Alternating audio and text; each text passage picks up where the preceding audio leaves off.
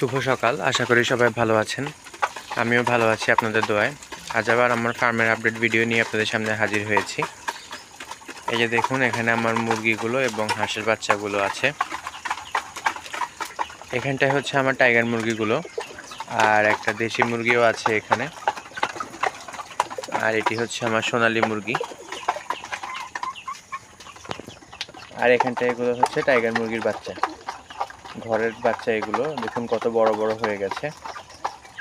এখানে 2টি মোরগ এবং 2টি মুরগি হয়েছে। আর এখানটায় তো আমার চীনা হাঁসের বাচ্চাগুলো আছে।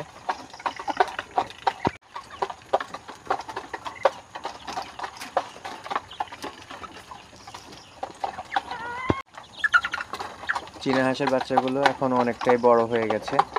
এগুলোকে এখন আর খাঁচায় রাখবো না, এগুলোকে আজকে প্রথমবারের মতো ছেড়ে দেব আমি, সেজন্য এই ভিডিওটি করা। হাঁসগুলোকে তো অলরেডি ছেড়ে খাবার দিয়ে দিয়েছি। এবার দেখি হাঁসগুলো ডিম পেড়েছে কিনা। ভেতরে অনেকটাই অন্ধকার, দাঁড়ান ফ্ল্যাশ লাইট অন করে দেখছি।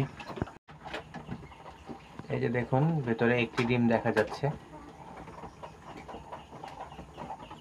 এই ডিমটিকেও এখন সংগ্রহ করে রাখবো। আর আবারও বৃষ্টির কারণে আমার অনেকগুলো ডিম নষ্ট হয়ে গেছে। বসিয়েছিলাম, কিন্তু বৃষ্টির পানির কারণে সেগুলো নষ্ট হয়ে গেছে। এখন চিন্তা করেছি এখন আর বসাবো না।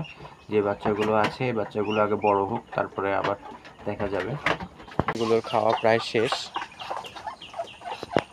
এগুলো খাচ্ছে এবং বাকি 3টি অলরেডি খাওয়া শেষ করে চড়তে চলে গেছে।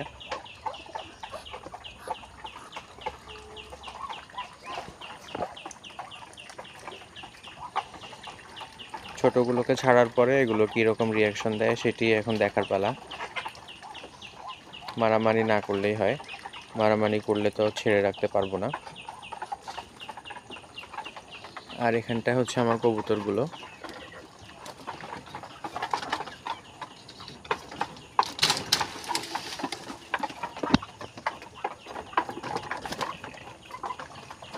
যে দেখুন, তাদেরকেও খাবার দিয়েছিলাম, তারাও তাদের খাবার খাওয়া শেষ করে ফেলছে প্রায়।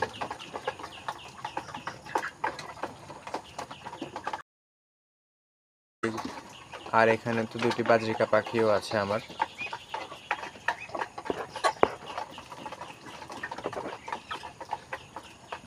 তো আর কথা না বাড়িয়ে এবার আমার হাঁসের বাচ্চাগুলোকে ছেড়ে দেবো এবং দেখবো এগুলোর রিয়াকশন কেমন হয়। এই যে দেখুন, বাচ্চাগুলোকে ছেড়ে দিয়েছি প্রথমবারের মতো, এবং আগের হাঁসগুলোর রিয়াকশনও এখন ভালোই দেখছি।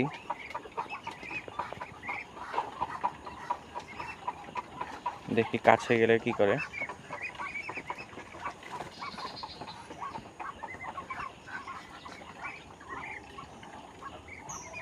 এই যে একটি এগুলোকে চেক করতে আসছে।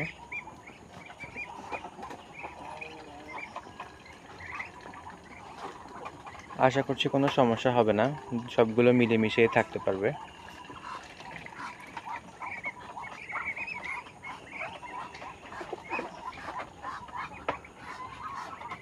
তো আজকের ভিডিও এতটুকুই ছিল। আশা করি আপনাদের ভালো লেগেছে।